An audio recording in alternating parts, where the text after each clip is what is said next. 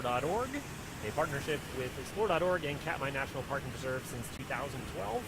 My name is Andrew. And my name is Mike Fitz.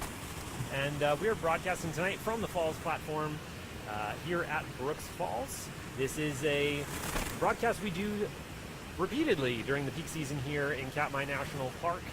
This is a broadcast where we will be essentially narrating bear activity here at the Falls. This is a little bit different than the live chat Q&A style programs that we do from time to time.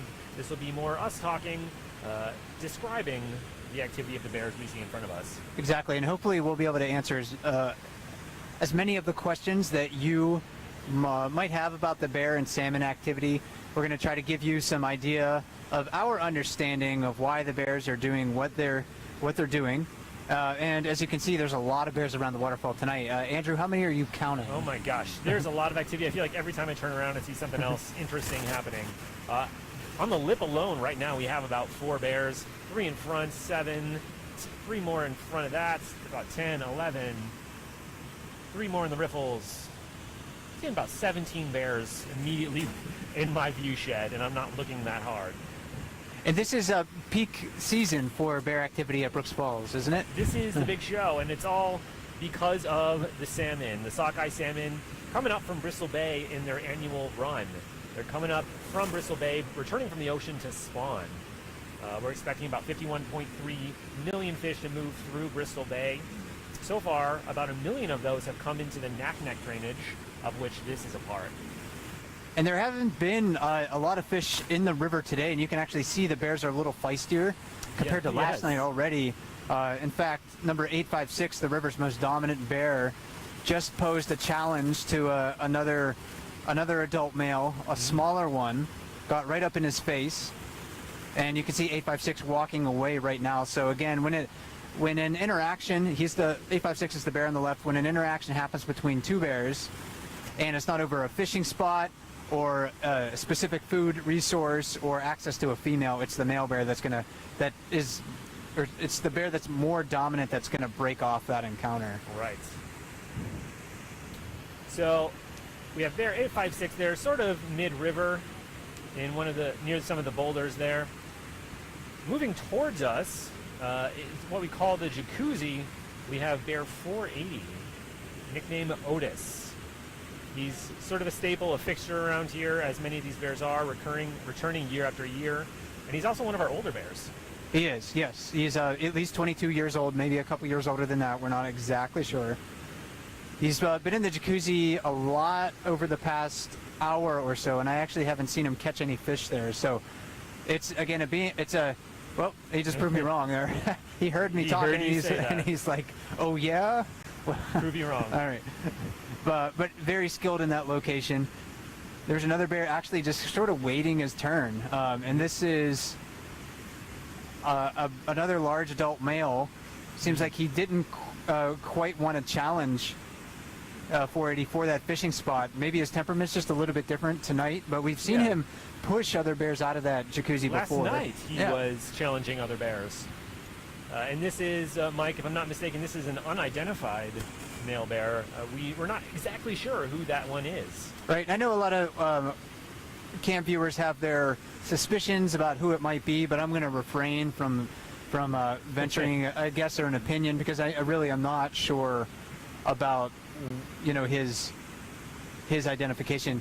Based on his activity, I do suspect that he is a bear that's familiar with Brooks Falls. Mm-hmm. He seems very familiar with the waterfall, how to fish here. So very in his element. Yes. Yeah, so this bear in the jacuzzi right now is probably one that has experience here before. It's just maybe not one that we've seen here in July. Right. And so it's worth noting, a lot of these bears, they will return year after year, and that's kind of what makes the Brooks area special, is that we're able to sort of follow the lives of these bears because we see them season after season. We're able to follow their lineage, developments in their life, and fill in a lot of blank spots in their biography, more so than other places, especially in our national park system.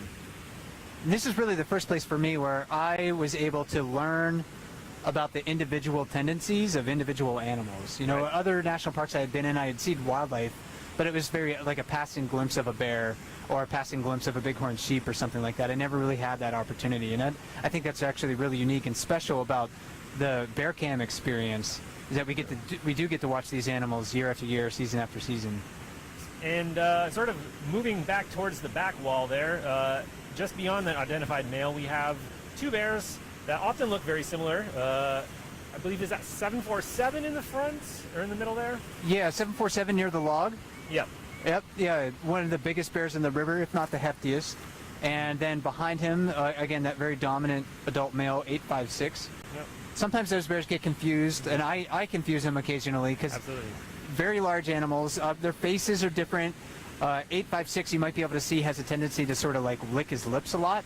Yes. Don't know why he does that. Not all bears do it, but he seems to do that quite frequently. 747 has a blockier muzzle and is more brown shorter, overall. Yeah. Deeper chocolate. And then back against the wall there, sort of in the shadows, who do we have there, Mike? That is number 634, nicknamed Popeye.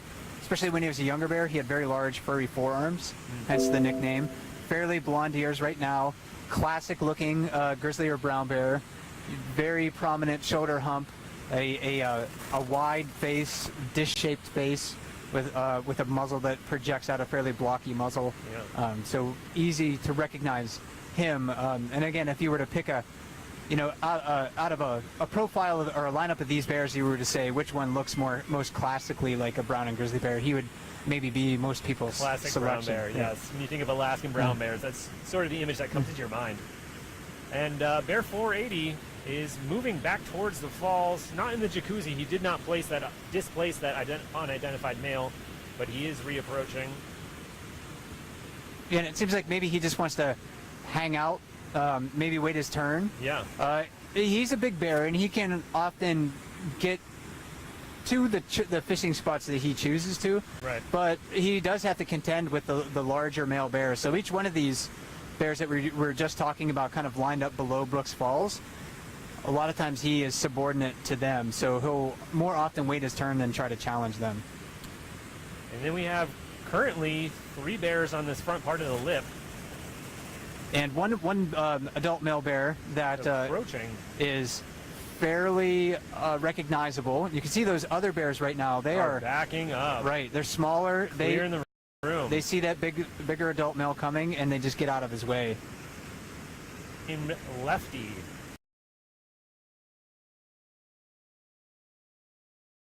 A couple. And a couple years ago, if you're not familiar with his story, he showed up in actually 3 years ago in 2015, and he really had no idea how to fish this place. He showed up, and it's from the video, you can almost imagine the dialogue going through his head. Oh my gosh, these fish everywhere. He was sort of freaking out, it seems, and his head was bouncing back and forth, and he just decided to dive over the falls, did a little bit of a belly flop. Some classic bear cam video.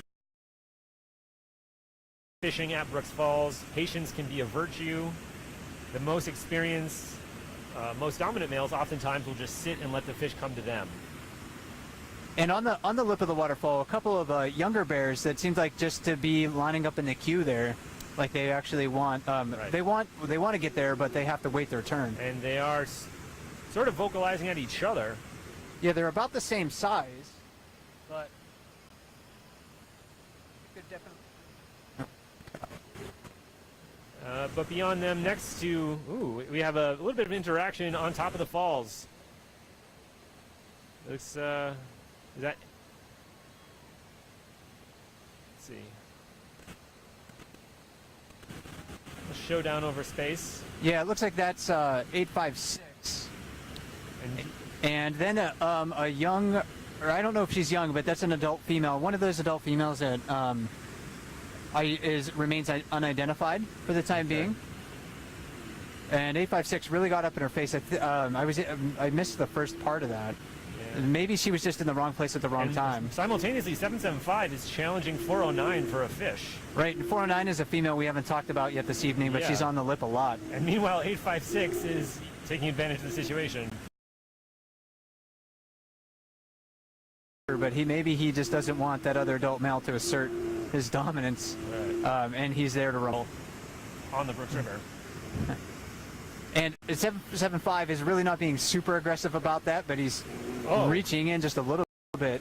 And again,